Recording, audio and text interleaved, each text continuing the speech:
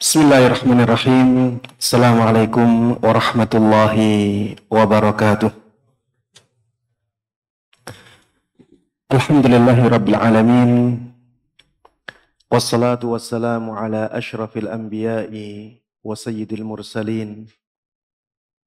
Nabiyyina Muhammadin wa ala alihi wa sahbihi wa man tabi'ahum bi ihsanin ila yaumiddin. Allahumma inna nas'aluka bi asma'ikal husna wa sifatikal ula an tu'allimana ma yanfa'una wa an tanfa'ana bima 'allamtana wa an tazidana 'ilman wa 'amala wa an taj'ala hadzal 'amal khalisan liwajhikal karim wa an tusahhila lana umurana wa talabana fil 'ilmi wa an tusliha lana qulubana wa syu'unana kullaha wa alla takilana ila anfusina tarfata ain innaka waliyyu dzalika wal qadiru alaih. Para jemaah sekalian, hadirin dan hadirat, ikhwati wa akhwati fillah rahimana wa rahimakumullah. Alhamdulillah, segala puji hanya bagi Allah Subhanahu wa taala yang terus memberikan nikmat-nikmatnya kepada kita semuanya.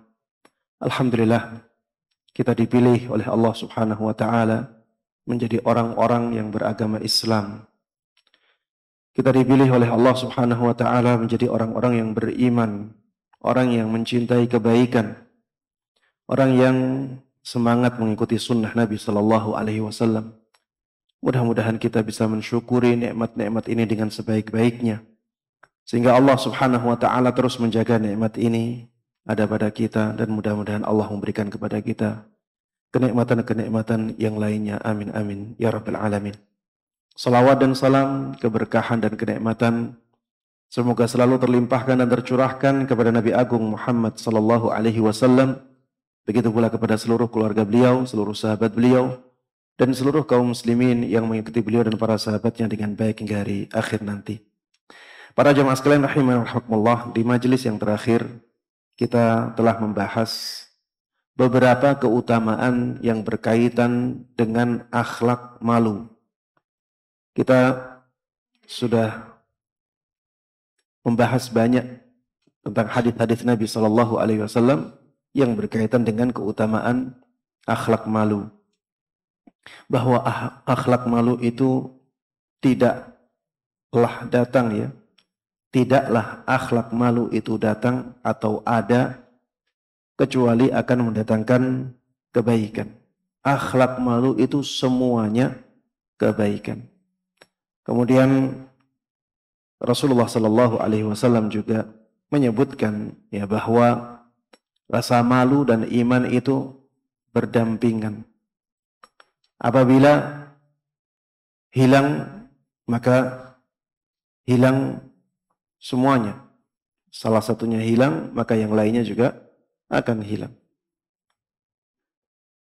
Ini juga menunjukkan bahwa akhlak malu itu sesuatu yang sangat mulia di dalam Islam. Disebutkan juga oleh Nabi kita Muhammad sallallahu alaihi wasallam bahwa setiap agama itu punya akhlak. Dan akhlak agama Islam itu adalah rasa malu. Kemudian disebutkan oleh Nabi kita Muhammad sallallahu alaihi wasallam bahwa tidaklah rasa malu ada pada sesuatu kecuali dia akan menghiasinya. Kemudian kita sampai pada sabda Nabi Muhammad sallallahu alaihi wasallam, "Idza lam tastahi fasna' ma syi'ta." Apabila engkau tidak malu lagi, maka kerjakan apapun yang kamu inginkan. Ini menunjukkan bahwa tidak adanya rasa malu akan menjadikan seseorang melakukan perbuatan-perbuatan buruk. Makanya banyak orang yang ketika dia malu melakukan sesuatu, dia menghilangkan akalnya dahulu. Sehingga rasa malunya hilang, kemudian setelah itu dia bisa melakukan atau berani melakukan hal-hal yang buruk tersebut.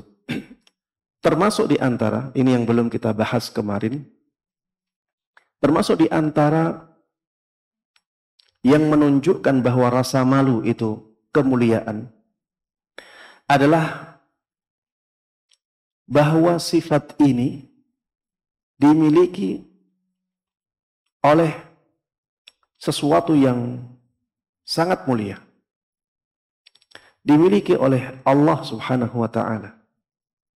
Dimiliki oleh Nabi kita Muhammad sallallahu alaihi wasallam.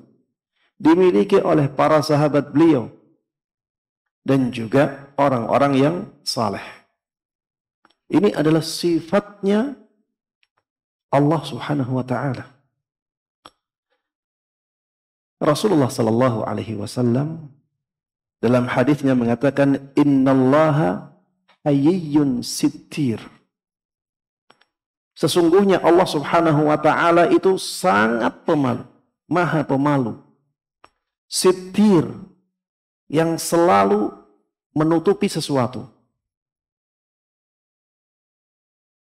Ini menunjukkan bahwa rasa malu itu kemuliaan, sifat yang mulia. Makanya Allah Subhanahu wa taala punya sifat ini. Dan Allah Subhanahu wa taala disebutkan di dalam hadis yang lain, innallaha hayyun karim. Sesungguhnya Allah Subhanahu wa taala itu maha pemalu, karim, yang maha pemberi.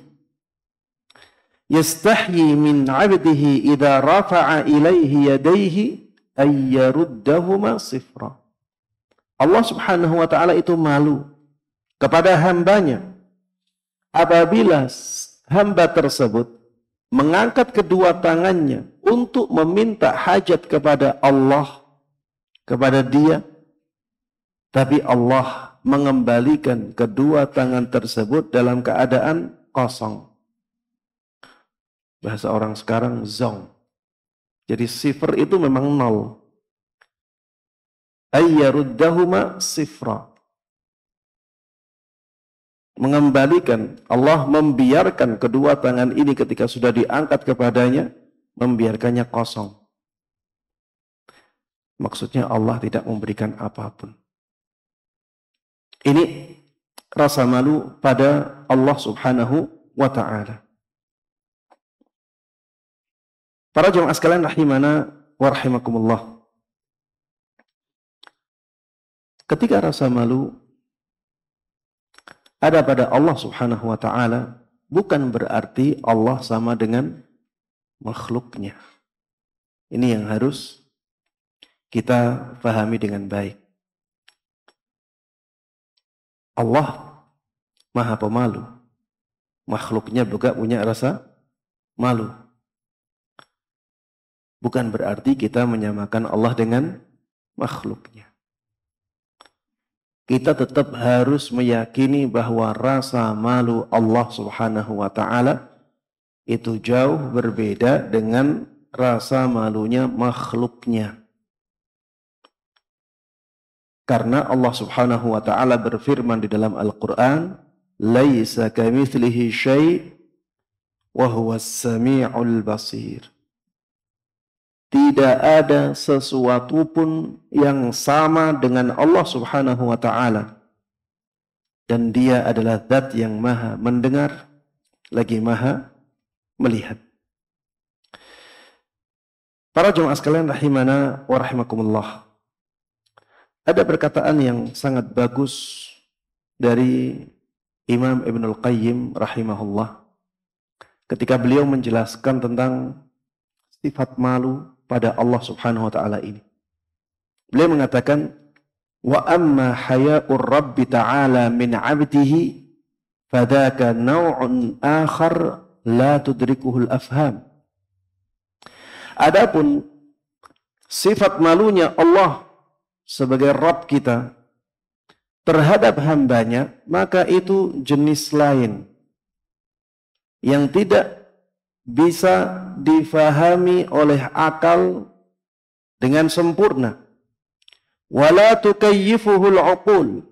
Akal tidak bisa membagaimanakannya, memerincinya. fa innahu haya'u karamin wa birrin wa judin wa jalal.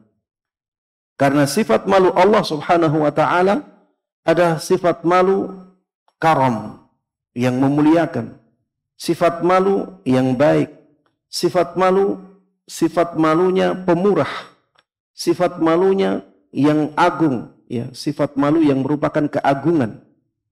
Fa innahu tabaraka wa ta'ala hayyun karimun yastahi min 'abdihi idza rafa'a ilaihi yadayhi ay yaruddahuma sifra. Karena Allah Subhanahu wa taala, Allah tabaraka wa ta'ala adalah zat yang maha pemalu, zat yang maha mulia, yang maha pemurah. Dia malu ketika hambanya mengangkat kedua tangannya kepadanya, kemudian dua tangan tersebut dikembalikannya dalam keadaan kosong. Wa yastahyi ay yu'adziba dha syaibatin syabat fil Islam. Dan Allah Subhanahu wa taala malu untuk menyiksa orang yang tua, yang dia tua dalam keadaan Islam.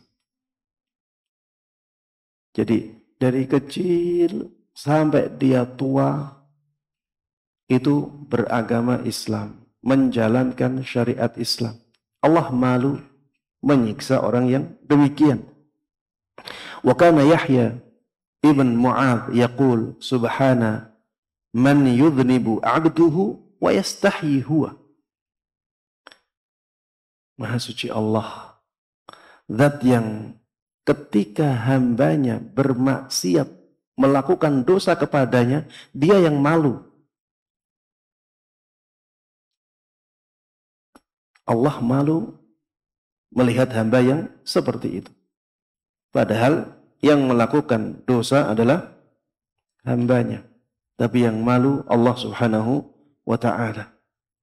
Wa fi atharin man istahya minallah istahyallahu minhu.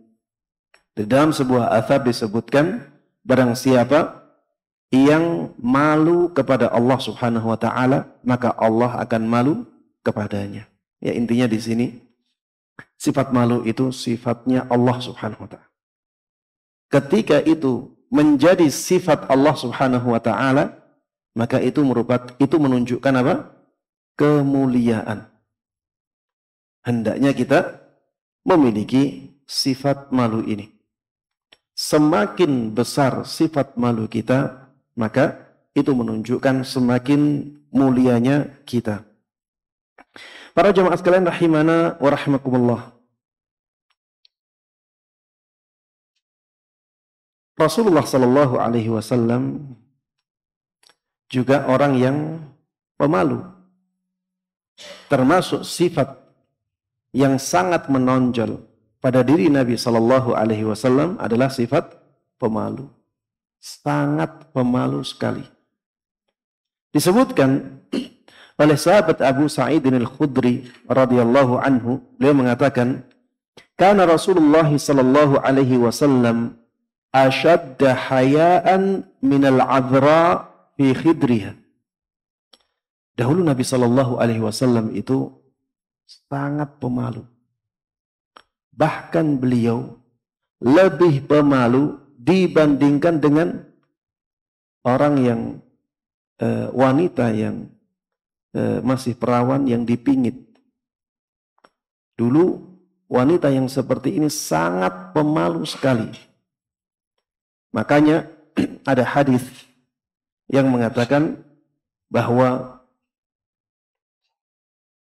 izinnya wanita ketika dimintai izin untuk dinikahkan adalah dengan dia diam.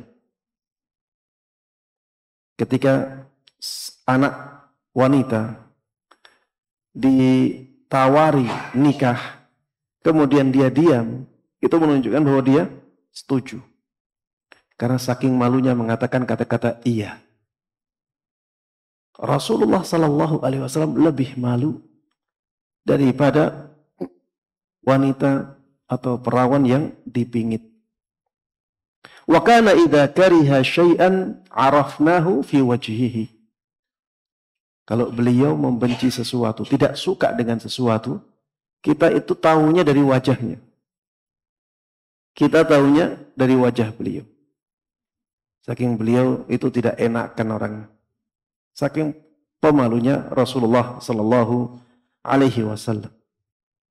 Di antara yang menunjukkan sifat malunya Rasulullah Sallallahu Alaihi Wasallam adalah hadis Isra dan Mi'raj. Ketika Rasulullah Sallallahu Alaihi Wasallam diberikan kewajiban untuk sholat dalam sehari semalam berapa kali? 50 kali. Rasulullah Sallallahu Alaihi Wasallam ya dikasih masukan oleh Nabi Musa untuk balik lagi. Dikurangi lagi 5 salat. Sampai Nabi Musa diminta untuk balik lagi. Minta keringanan. Dikasih keringanan 5 digugurkan. Seperti itu. Sampai tinggal 5. Masih tinggal 5 itu pun Nabi Musa masih ngasih saran. Nanti umatmu nggak mampu. Kemudian Rasulullah Sallallahu Alaihi Wasallam mengatakan, qad istahyaitu min Rabbi. Aku sudah malu. Aku sudah malu kepada Allah Subhanahu Wa Taala. Saking banyaknya beliau minta keringanan untuk umatnya. Para jamaah sekalian rahimana wa rahimakumullah, termasuk yang menunjukkan rasa malunya atau sifat malunya Nabi Sallallahu Alaihi Wasallam adalah kisah yang akhirnya Allah turunkan ayat karena kisah ini. Jadi dulu Nabi kita Muhammad Sallallahu Alaihi Wasallam menikah dengan Zainab binti Jahsh. Kemudian ada walimah. Ketika ada walimah, orang-orang datang makan-makan di rumah Nabi Sallallahu Alaihi Wasallam. Ada beberapa orang yang setelah makan pulang. Tapi ada sekelompok orang setelah makan selesai masih ngobrol di situ. Di rumah Nabi Sallallahu Alaihi Wasallam.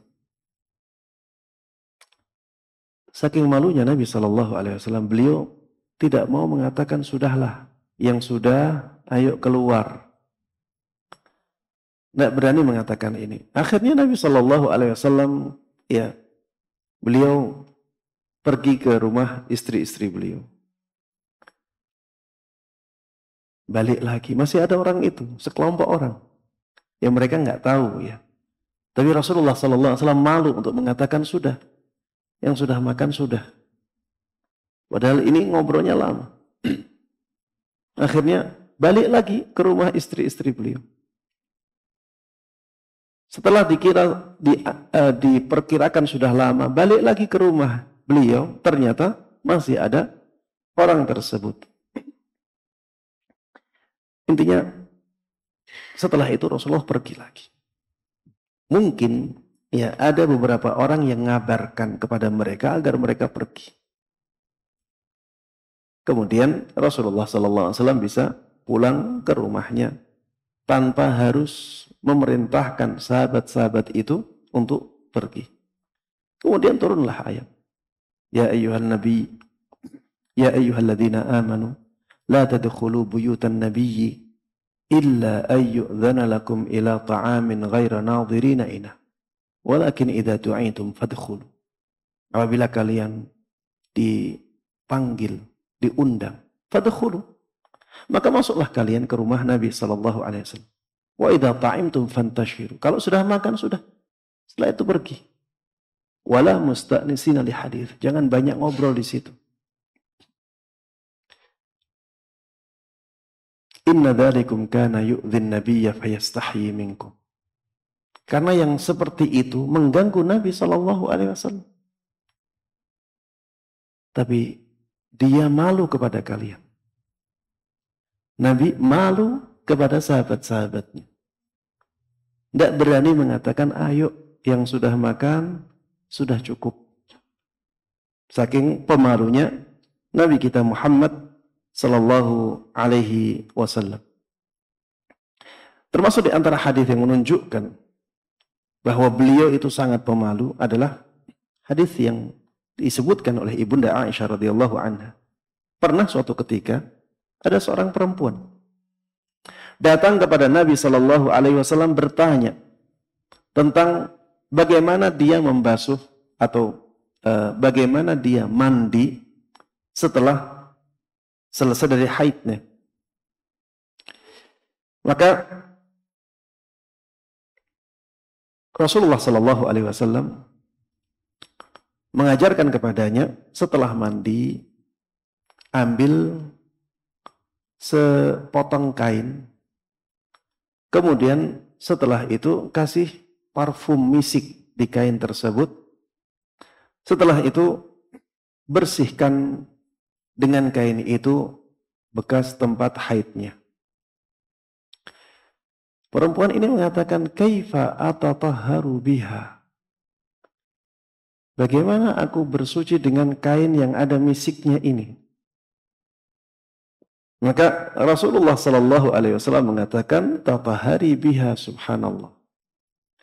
Sudah bersuci dengan kain itu, subhanallah. Rasulullah tidak berani mengatakan, ya usapkan di tempat keluarnya darah haid. Usapkan di tempat keluarnya darah haid. Tidak berani mengatakan kata-kata ini karena malunya Nabi kita Muhammad Sallallahu Alaihi Wasallam. Akhirnya, ya, ketika Rasulullah mengatakan subhanallah disebutkan oleh Sufyan ibn Uyainah, ya, beliau menutup wajahnya ketika mengatakan subhanallah, ya, karena beliau malu untuk menjelaskan secara detail hal-hal yang seperti itu. Akhirnya Ibunda Aisyah yang menggeret wanita ini. Kemudian Ibunda Aisyah yang mengajari wanita ini dengan lebih detail, ya, karena ya sangat malunya Rasulullah Sallallahu Alaihi Wasallam. Para sahabat beliau juga banyak yang pemalu, terutama yang mulia, ya, sahabat-sahabat beliau yang kelas atas, yang senior. Ini biasanya rasa malunya tinggi. Rasa malunya tinggi. Di antara mereka adalah sahabat Utsman ibn Affan. Rasulullah Sallallahu Alaihi Wasallam mengatakan tentang sahabat Utsman ibn Affan ini, wa asdaquhum hayaan Utsman. Wa asdaquhum hayaan Utsman. Jadi umatku yang paling benar-benar pemalu itu adalah Utsman ibn Affan.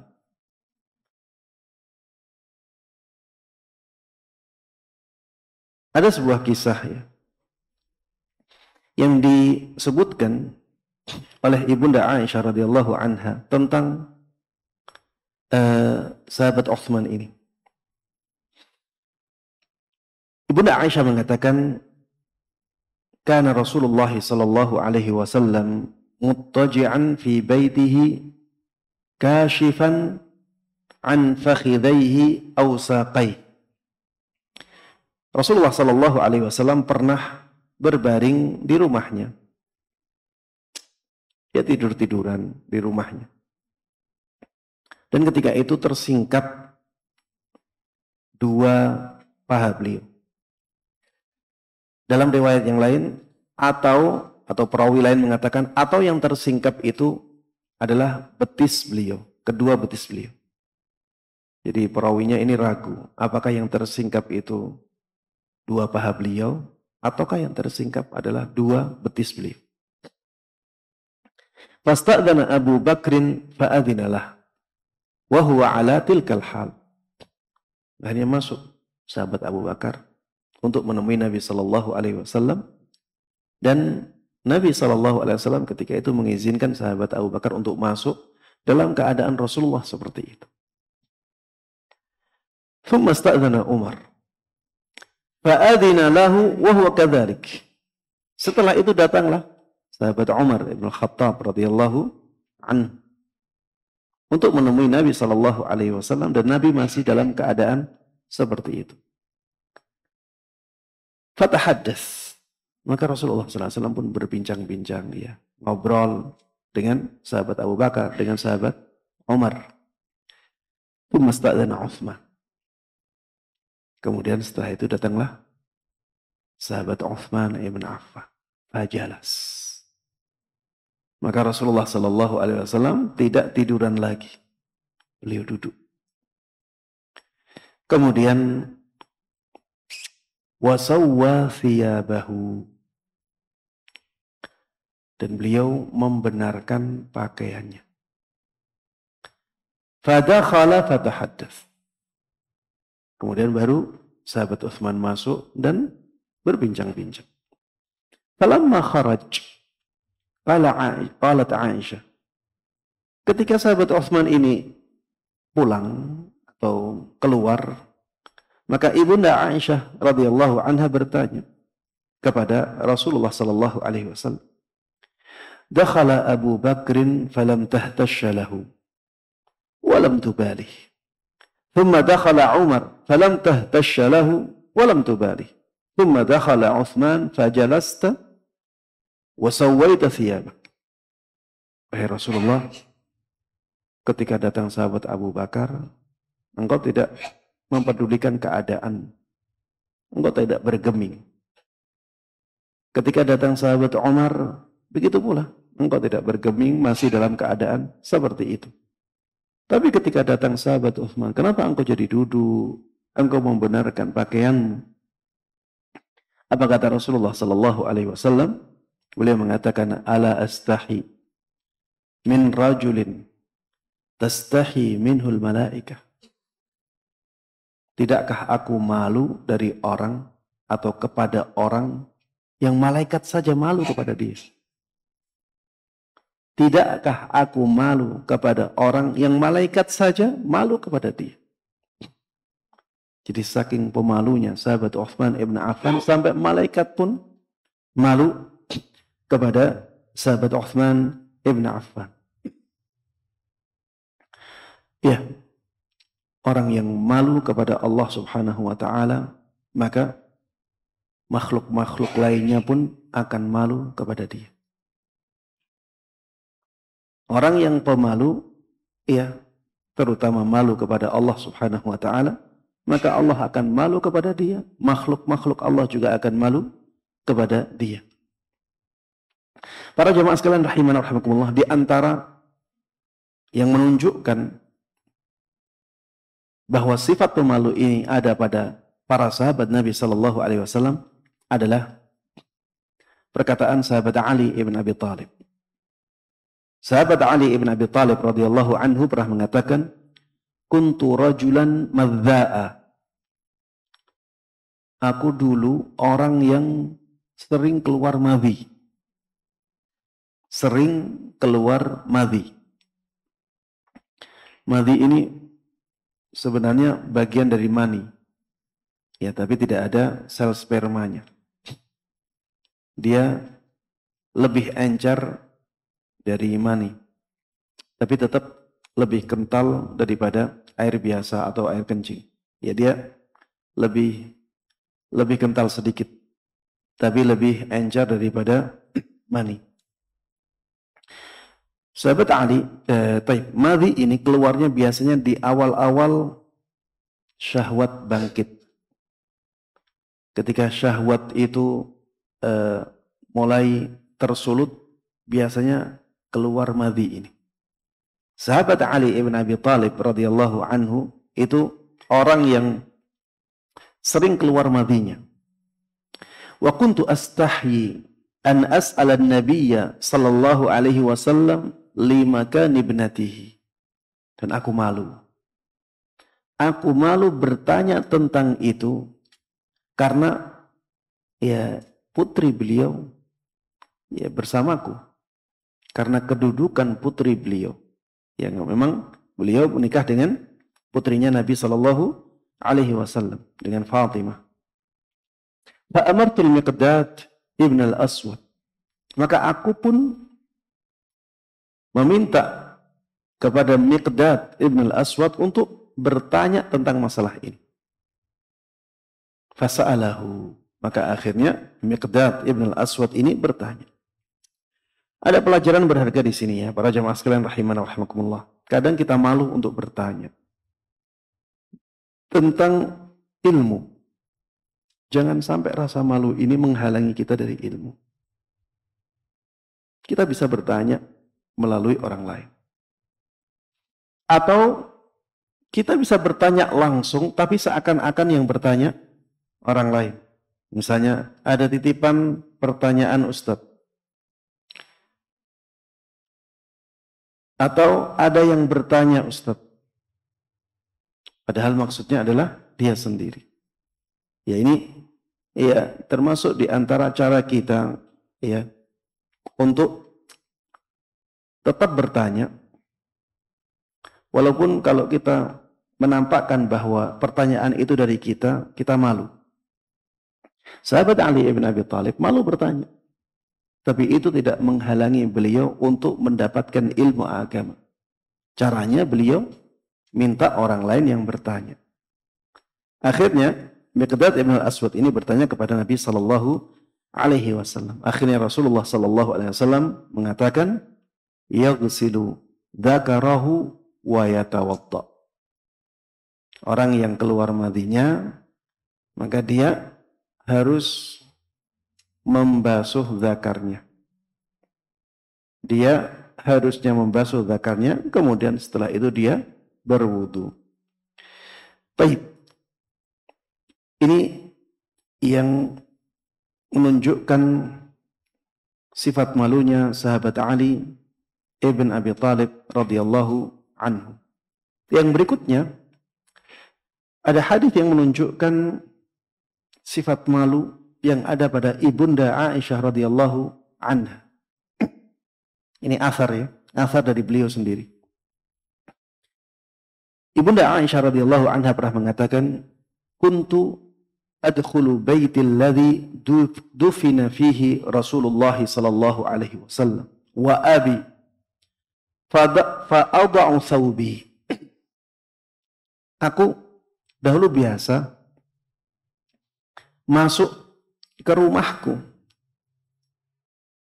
yang di dalamnya dimakamkan atau dikuburkan Rasulullah sallallahu alaihi wasallam dan ayahku. Ini menunjukkan ya bahwa kuburan Nabi sallallahu alaihi wasallam itu dulu di luar masjid. Karena rumah ibunda Aisyah radhiyallahu anha itu tidak termasuk masjid. Tidak termasuk masjid. Ustaz, sekarang kok kelihatannya masuk ke dalam masjid? Maka jawabannya, iya kelihatannya saja. Tapi sebenarnya daerah itu bukan daerah masjid. Itu rumahnya ibunda Aisyah radhiyallahu anha. Hanya saja tanah-tanah yang mengelilinginya sudah menjadi tanah masjid. Tapi sebenarnya kuburan itu di luar masjid. Dan sampai sekarang pun kita bisa mengatakan kuburan itu di luar masjid.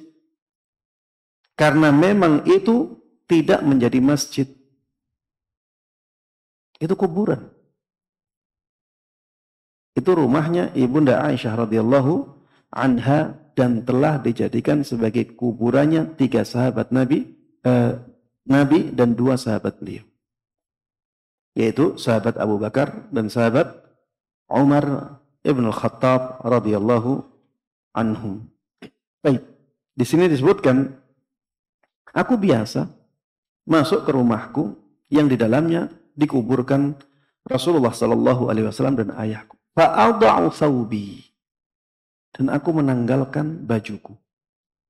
Yang dimaksud dengan baju di sini adalah baju atau pakaian yang biasa dibuka ketika di dalam rumah. Seperti misalnya penutup kepala. Ya. Itu yang dimaksud dengan membuka pakaianku di sini. Pakaian yang biasa dibuka ketika di dalam rumah. Bukan berarti membuka semua pakaiannya, tidak. Tapi pakaian yang biasa dibuka ketika seorang wanita di dalam rumah. Wa aqulu innama huwa zauji wa abi. Dan aku mengatakan, kenapa demikian? Kenapa aku membuka penutup kepalaku? Ya karena ini kuburannya suamiku dan kuburannya ayahku. Aku bersama suamiku dan bersama ayahku. Sehingga tidak ada masalah. Buka bagian atas yang menutup kepala. Falamma dufina Umar ma'ahum. Maka ketika sahabat Umar ibn al-Khattab dikuburkan bersama mereka, fawallahi ma dakhaltuhu illa wa ana mashdudatun alayya thiyabi. Demi Allah, aku tidak pernah memasuki rumah tersebut kecuali semua bajuku terikat sangat kuat. Hayaan min Umar. Karena aku malu kepada sahabat Umar. Sahabat Umar bukan mahramnya beliau. Maka ya karena saking malunya Ibunda Aisyah radhiyallahu anha sampai seperti itu. Malu kepada siapa? Sahabat Umar. Padahal Umar sudah meninggal, sudah dimakamkan, sudah dikuburkan. Tapi masih ada perasaan malu itu. Menunjukkan betapa pemalunya Ibunda Aisyah radhiyallahu anha. Para jemaah sekalian rahimana wa rahimakumullah. Rasa malu intinya merupakan akhlak yang sangat mulia di dalam Islam. Akhlak ini benar-benar menjadi sumber kebaikan pada diri seorang hamba. Semakin besar rasa malu seseorang, semakin banyak kebaikan yang ada pada dia. Dan semakin akal seseorang itu sempurna, maka semakin besar rasa malunya dia kepada orang lain dan kepada Allah Subhanahu wa ta'ala. Dan perlu ditekankan lagi ya, bahwa rasa malu yang dianjurkan di dalam Islam adalah rasa malu yang menjadikan seseorang itu semangat melakukan kebaikan dan semangat untuk meninggalkan keburukan. Ya, inilah rasa malu yang dianjurkan di dalam Islam. Rasa malu yang Islam mengajak kepadanya adalah rasa malu yang bisa menjadikan kita semangat, menjadikan kita kuat dalam menjalankan ketaatan-ketaatan kepada Allah, menjalankan kebaikan-kebaikan kepada manusia, dan menjadikan kita kuat, menjadikan kita teguh, menjadikan kita semangat dalam meninggalkan kemaksiatan-kemaksiatan atau perbuatan-perbuatan zalim kepada orang lain. Bukan rasa malu ketika dengannya seseorang malah tidak belajar ilmu agama. Ada orang kalau masuk kajian itu malu. Malu dilihat sok suci. Malu dilihat bersama orang-orang yang biasa. Ini bukan rasa malu. Ya. Kalau malu dilihat bersama orang-orang biasa, ini namanya apa? Sombong. Ya. Kalau malu ya, malu dilihat sok suci. Ya, ini sebenarnya bukan malu. Tapi itu adalah kelemahan yang ada pada diri seseorang. Itu dia lemah. Dia tidak kuat menahan gangguan itu. Dia tidak tahan dikatakan digunjing sok suci. Maka akhirnya dia tidak hadir dalam kajian ilmiah. Bukan rasa malu ketika dengannya seseorang akhirnya meninggalkan amar ma'ruf nahi mungkar. Itu adalah kelemahan pada diri seorang hamba, bukan rasa malu. Rasa malu tidaklah datang kecuali dengan kebaikan. Tapi para jemaah sekalian rahimanallah, ini yang bisa kita bahas bersama pada kesempatan kali ini, mudah-mudahan bermanfaat dan Allah berkahi. Amin amin ya rabbal alamin. Sallallahu wasallama wa baraka ala nabiyyina Muhammadin wa ala alihi wa sahbihi wa man tabi'ahum bi ihsanin ila yaumiddin. Walhamdulillahi rabbil alamin. Silakan dikumandangkan adzan dulu.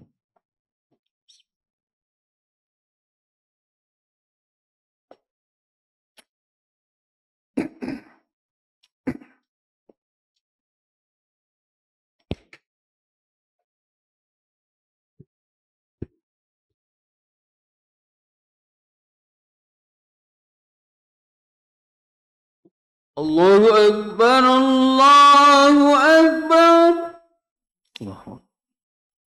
Allahu Akbar,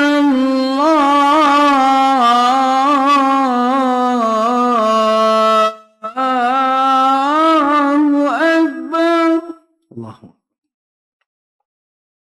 Asyhadu an la ilaha illallah.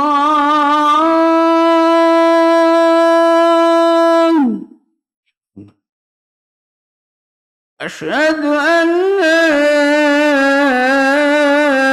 ilaha illallah.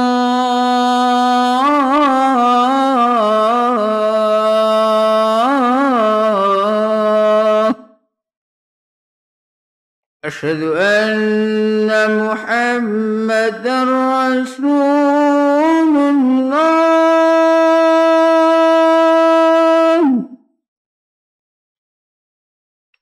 Asyhadu anna Muhammadar Rasulullah.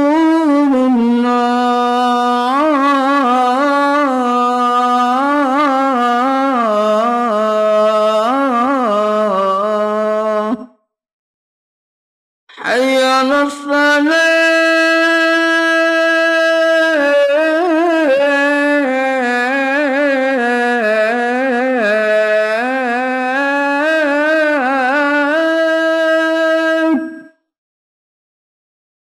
Hayya 'alas salat.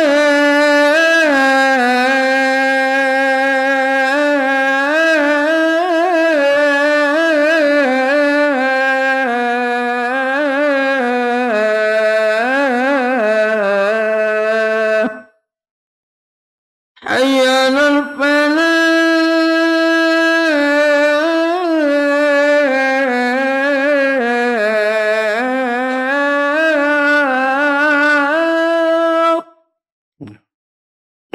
Hayya 'alal falah.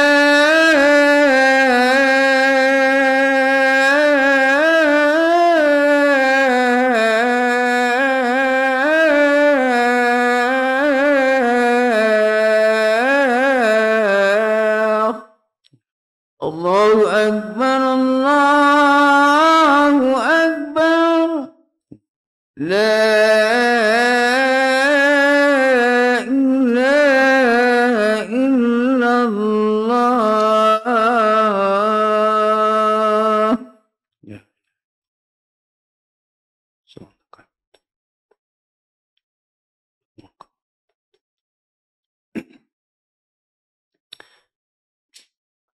Baik, sesi yang kedua ini ya, kita akan menjawab beberapa pertanyaan yang masuk.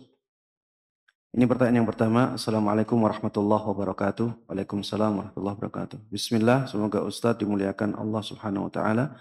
Amin. Juga para jamaah sekalian, barakallahu fikum.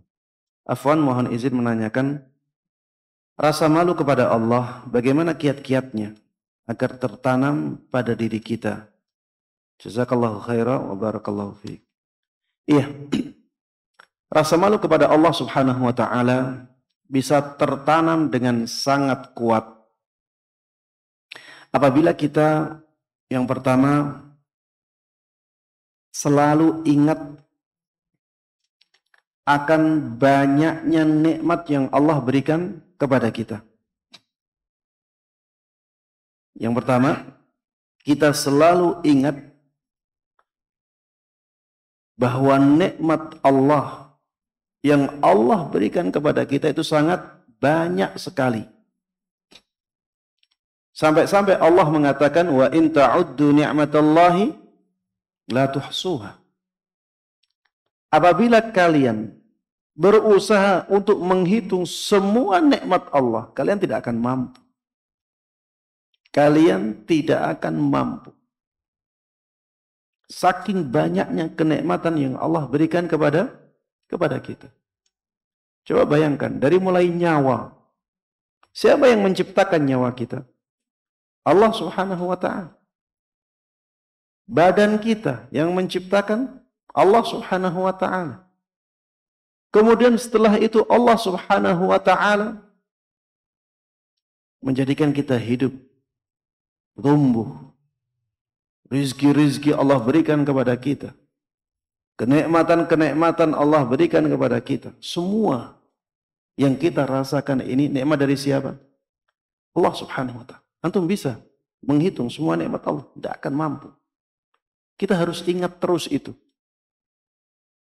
Sehingga nantinya kita menjadi malu kepada Allah Subhanahu wa ta'ala. Antum kalau misalnya setiap hari orang ngasih antum 1 juta hari ini, besoknya 1 juta lagi, besoknya 1 juta lagi. Antum malu nggak kepada orang itu? Itu baru 1 juta. Gimana kalau sampai ya miliar-miliaran? Antum akan malu kepada orang tersebut. Dan yang diberikan oleh Allah Subhanahu wa ta'ala itu tidak ada bandingannya dengan yang diberikan oleh makhluknya. Kalau antum kepengen tahu betapa mahalnya kesehatan, lihat orang-orang yang sakit itu. Lihat orang-orang yang sakit itu. Betapa mahalnya kesehatan yang Allah berikan kepada kita. Itu baru nikmat kesehatan. Belum nikmat akal yang sehat. Nikmat akal ini. Itu juga kenikmatan yang sangat luar biasa. Belum nanti nikmat Islam, nikmat iman. Ini semuanya dari Allah Subhanahu wa ta'ala. Ingatlah hal itu. Kalau kita selalu ingat banyaknya kenikmatan yang Allah berikan kepada kita, kita akan malu kepada Allah. Yang kedua, yang menjadikan kita malu kepada Allah, sadarlah bahwa kita itu muqassir dalam menjalankan kewajiban. Kita itu banyak kekurangan dalam menjalankan kewajiban yang Allah bebankan kepada kita. Misalnya, ya, kewajiban sholat 5 waktu. Apakah kita sudah sebaik mungkin untuk sholat 5 waktu? Apakah kalau kita sholat, kita bisa khusyuk terus? Banyak, ya, dari kita yang sholatnya mungkin kekhusyuannya 10% atau 20%. Yang lebih dari itu sedikit. Khusyuk dari awal sholat sampai akhir sholat itu sebenarnya kita mampui. Tapi nyatanya kita seringkali tidak mengusahakannya. Sholat ya sholat. Banyak kekurangan kita dalam sholat. Itu baru kewajiban 1. Belum kewajiban-kewajiban yang lainnya. Amar ma'ruf nahi mungkar. Coba antum ingat-ingat amar ma'ruf nahi mungkar. Memerintahkan orang melakukan kebaikan ketika kebaikan itu ditinggalkan. Mencegah kemungkaran ketika kemungkaran dilakukan. Kewajiban ini wajib. Man ra'a minkum mungkaran falyughayyirhu biyadihi. Barang siapa yang melihat kemungkaran, ubahlah kemungkaran itu dengan tangan. Fa illam yastati' fa bilisani. Kalau tidak mampu mengubahnya dengan tangan, ubahlah dengan lisan. Ingatkan. Fa illam yastati' fa biqalbi. Kalau tidak bisa dengan lisan, maka dengan hati, ingkari dengan hati. Kita itu seringkali sudah sebenarnya bisa dengan tangan. Tapi kita dengan lisan saja. Sebenarnya bisa dengan lisan, tapi dengan hati saja. Bahkan seringkali ada kemungkaran di sekitar kita, hati kita pun tidak mengingkarinya. Padahal itu kewajiban. Kalau misalnya antum masuk ke pasar. Masuk ke pasar, ada kemungkaran. Misalnya aurat yang terbuka. Wanita banyak yang terbuka auratnya. Rambutnya ya mereka buka padahal itu aurat yang wajib untuk kita diam saja. Bahkan seringkali hati kita pun tidak terganggu sama sekali dengan keburukan itu. Harusnya kan kita wajib untuk mengingkari dengan hati kita. Itu amar ma'ruf nahi munkar. Antum pindah ke misalnya masalah zakat. Kewajiban zakat. Apakah antum sudah lakukan dengan sebaik mungkin?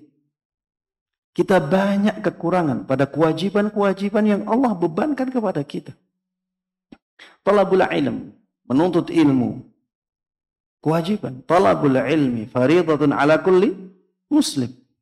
Menuntut ilmu itu kewajiban bagi setiap muslim.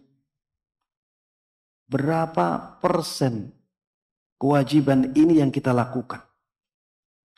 Kita di dunia ini banyak melakukan kegiatan-kegiatan yang harusnya didasari oleh ilmu. Tapi kita tidak mencari tahu tentang ilmu dalam masalah yang kita lakukan itu. Padahal itu kewajiban. Ada banyak kekurangan di kita pada kewajiban-kewajiban yang Allah bebankan kepada kita. Ingatlah itu.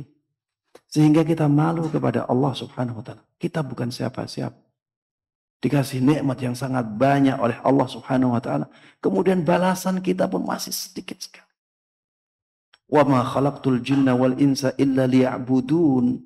Beribadah kepada Allah kita pun masih sangat sedikit sekali. Kemudian yang ketiga. Yang bisa benar-benar menjadikan kita malu kepada Allah subhanahu wa ta'ala adalah sadar bahwa kita itu selalu diawasi oleh siapa? Oleh Allah subhanahu wa ta'ala. Sadar bahwa kita itu selalu dilihat oleh Allah subhanahu wa ta'ala. Gerak-gerak hati kita pun itu diketahui oleh Allah subhanahu wa ta'ala. Kita berkata jujur atau tidak diketahui oleh Allah subhanahu wa ta'ala. Maka para jemaah sekalian rahimanallah, kalau kita benar-benar merasa diawasi oleh Allah, kita akan malu kepada Allah subhanahu wa ta'ala. Kita tidak perlu CCTV. Tidak perlu kamera. Kita benar-benar akan malu kepada Allah ketika melakukan sesuatu yang menjadikan Allah murka. Karena kita merasa selalu diawasi oleh Allah subhanahu wa ta'ala. Dalam hadis ya, disebutkan, malulah kalian kepada Allah subhanahu wa ta'ala. Sebagaimana kalian malu kepada orang yang saleh. Malulah kepada Allah subhanahu wa ta'ala sebagaimana kalian malu kepada siapa? Orang yang saleh. Kalau misalnya kita berkumpul dengan orang-orang yang kita anggap sangat mulia, ulama-ulama, para asatir, pembesar-pembesar, kita di situ. Apakah kita kalau misalnya pakai kaos oblong tidak malu? Tentunya kita malu pakai kaos oblong di situ. Pakaian kita nggak rapi saja malu. Padahal itu bukan perbuatan dosa. Hanya tidak pantas. Tapi itu pun menjadikan kita malu. Kita malu dengan keadaan seperti itu. Maka kata Rasulullah sallallahu alaihi wasallam, malulah kalian kepada Allah subhanahu wa ta'ala sebagaimana kalian malu kepada orang-orang yang saleh. Dan harusnya kita lebih malu kepada Allah subhanahu wa ta'ala daripada malu kita kepada orang-orang yang saleh. Iya, kita merasa selalu diawasi oleh Allah. Allah katakan dalam Al-Quran, wa kafa billahi syahida. Cukuplah Allah subhanahu wa ta'ala sebagai saksi kalian. Allah katakan dalam Al-Quran, innallaha kana alaikum raqibah. Sesungguhnya Allah subhanahu wa ta'ala itu selalu mengawasi kalian. Di dalam Ayat yang lain, ma yakunu min najwa thalathatin illa huwa rabi'uhum wala khamsatin illa huwa sadisuhum wala adna min dhalika wala akthara illa huwa ma'ahum aina makan. Jadi Allah Subhanahu wa taala, kalau ada 3 orang yang berbisik-bisik, Allah yang keempatnya. Kalau ada 4 orang berbisik-bisik, Allah yang kelimanya. Dan tidak ada yang berbisik-bisik, baik itu melebihi jumlah itu atau kurang dari jumlah itu, kecuali Allah bersama mereka. Maksudnya Allah tahu secara persis apa yang diperbincangkan oleh mereka. Ya, harusnya kita selalu merasa diawasi oleh Allah Subhanahu wa taala. Inilah muraqabatullah. Tingkatan muraqabatullah ini tingkatan yang sangat tinggi di dalam Islam. Dengan muraqabatullah kita akan malu kepada Allah Subhanahu wa taala. Sehingga kita benar-benar semangat dalam menjalankan kebaikan, ketaatan kepada Allah Subhanahu wa taala, dan kita benar-benar teguh, benar-benar kuat dalam menjaga diri kita dari hal-hal yang tidak baik, hal-hal yang menjadikan Allah Subhanahu wa taala murka kepada kita. Demikian para jemaah sekalian rahiman rahimakumullah yang bisa kita bahas bersama pada kesempatan kali ini. Mudah-mudahan bermanfaat dan Allah berkahi.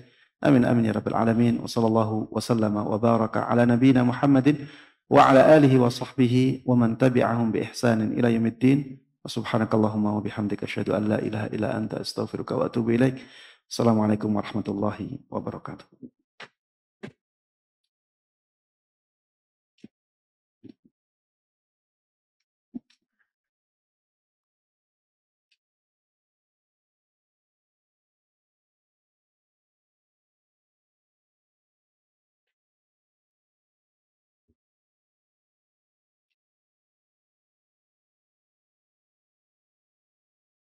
Subscribe channel Marhaban TV. Ikuti akun sosial media Marhaban TV, siaran Telegram, grup WhatsApp. Yuk berdakwah bersama kami. Dukung operasional dakwah dan sosial kami. Raih pahala jariah yang terus mengalir sampai hari kiamat. Jazakumullahu khairan.